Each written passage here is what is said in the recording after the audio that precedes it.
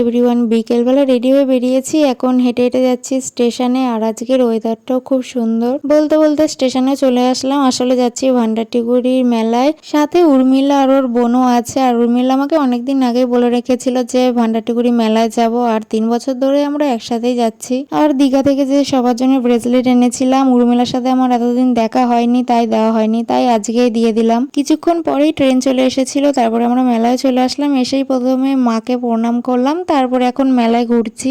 মেলাতে এসে ভিড়ভাট্টা, যত হাঁটছি আর ততই গরম লাগছে।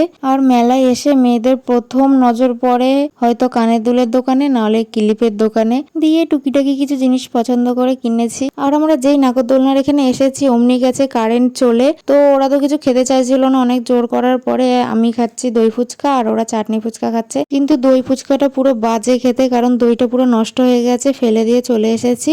দিয়ে বাড়ির জন্য জিলিপি কিনলাম, সাথে সাথে ট্রেনও চলে এসেছে। আর আমার মুখটাও কালো হয়ে রয়েছে, কারণ কিছু খেতে পারিনি। দিয়ে বাড়িতেও চলে আসলাম। মা জিলিপিগুলো কন্টেনারে ভরে রেখেছে। আর মেলা থেকে নিয়ে এসেছি এই ক্লিপটা আর এই লকেটটা। আর দাদাও 2 দিন আগে মেলায় গেছিল, দিয়ে আমার জন্য দুটো ক্লিপ আর বোনের জন্য পুতুলটা নিয়ে এসেছে। আর আমি মেলায় গিয়ে কিছু খাইনি বলে বাবা এনেছে আমুল আইসক্রিমের বার, বাটারস্কচ ফ্লেভারের, যেটা আমার খুব প্রিয়।